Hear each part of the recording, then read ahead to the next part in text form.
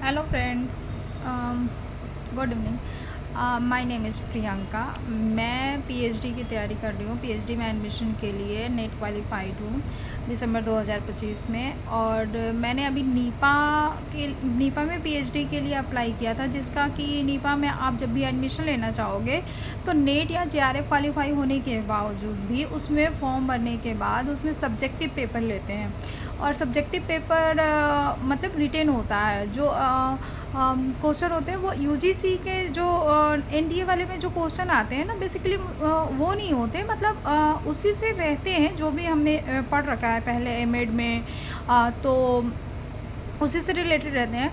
तो जैसे मैंने आज जो दिसंबर 2025 का जो भी क्वालिफाई किया था, और 2025 और 26 का जो भी सेशन में एडमिशन लेना चाहते हैं, तो उनका आज एग्ज़ाम था 14 तारीख को।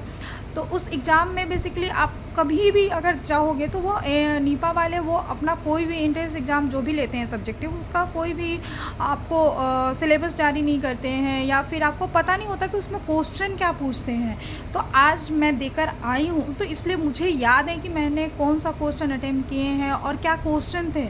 तो इसलिए, और ऐसा कोई भी नहीं है कि जिन्होंने वीडियो बना रखा हो या डाल रखा हो जिससे कि आपको हेल्प हो कि पीएचडी में क्या पूछते हैं नीपा में, क्योंकि मुझे भी कोई आइडिया नहीं था कि उसमें क्या पूछते हैं, क्या क्वेश्चन होंगे, कैसे क्वेश्चन होंगे, कौन से सब्जेक्ट से होंगे।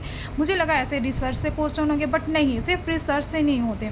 बेसिकली उसमें ये देखते हैं कि आपको आपका रिफ्लेक्टिव, आपकी क्रिटिकल थिंकिंग, आप फ्यूचर को कैसे देखते हैं, या फिर आपको ऐसे चीज़ें क्या हैं जिनको इम्प्रूव करने की ज़रूरत है।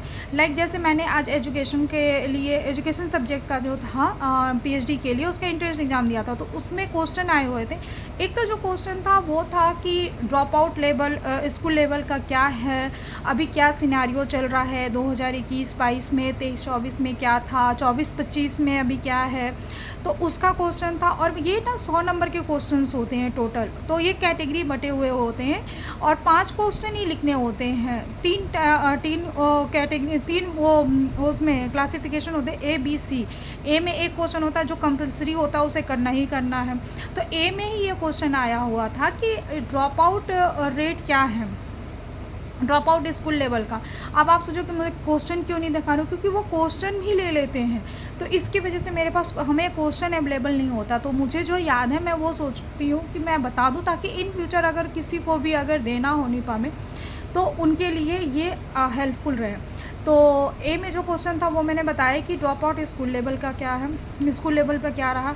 दूसरा जो बी सेक्शन में था उसका क्वेश्चन था एनईपी 2020 में रिकमेंडेशन क्या है, वो क्या अचीव हुआ है। और एनईपी 2020 में जो विकसित भारत है उसका कॉन्सेप्ट क्या है, वो उसका मतलब क्या अभी विकसित भारत का क्या एजुकेशन पे क्या कंट्रीब्यूशन रहा, उसका एक क्वेश्चन था।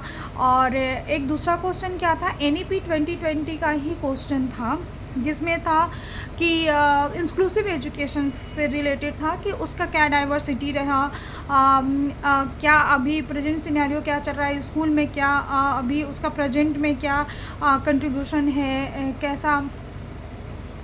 कैसा अभी करिकुलम है, इसके बारे में था।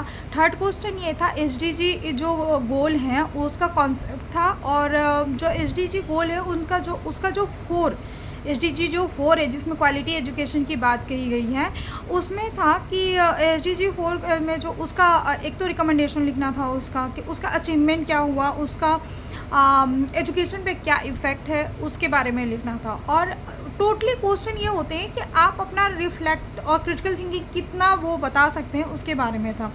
ठीक है। और तीसरा मैंने और एक और क्वेश्चन था जो सी सेक्शन में था। तो सी में जो 2 क्वेश्चन रहते हैं उसको कंपलसरी करने ही होते हैं वो क्वेश्चन। आपको सेकंड बी वाले में तो 3 क्वेश्चन जो रहते हैं उसमें से 2 क्वेश्चन करने होते हैं, एक क्वेश्चन आप छोड़ सकते हो। ठीक है, उसमें 2 क्वेश्चन कंपलसरी रहता है।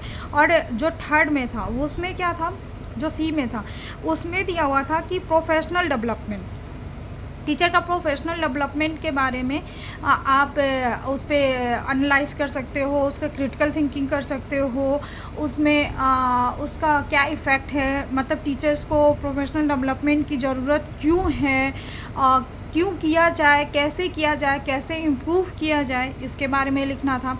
और एक और क्वेश्चन था जो था आपका हायर एजुकेशन के लेकर। हायर एजुकेशन इंस्टीट्यूट से का क्या आपका अभी चल रहा है प्रेजेंट सिनेरियो में, और जो भी कोर्स, जो भी करिकुलम चलाए जा रहे हैं उसका टुडे में जॉब मार्केट पे क्या इम्पैक्ट पड़ रहा है, क्या इफ़ेक्ट पड़ रहा है, इतने एजुकेशन के बाद भी क्या जॉब रेट चल रहे हैं मार्केट में, उसके बारे में लिखना था। तो टोटल यही सारे क्वेश्चन थे आज के क्वेश्चन में। तो बाकी क्वेश्चन तो मिला नहीं तो मैं आपको दिखा नहीं सकती, जो है वो वर्बली बता सकती हूँ, इससे आपको थोड़ा बहुत हेल्पफुल हो जाए तो वो ज़्यादा अच्छा है। और मैं एजुकेशन सब्जेक्ट में देने गई थी, तो एजुकेशन में ये सारे पीएचडी एंट्रेंस में ये क्वेश्चन आए हुए थे। तो आप इससे अपना देख सकते हो आगे फर्दर, अगर किसी को नीपा के लिए तैयारी करना हो तो पीएचडी के लिए वो एंट्रेंस एग्ज़ाम पर तैयारी कर सकते हैं। Thank you.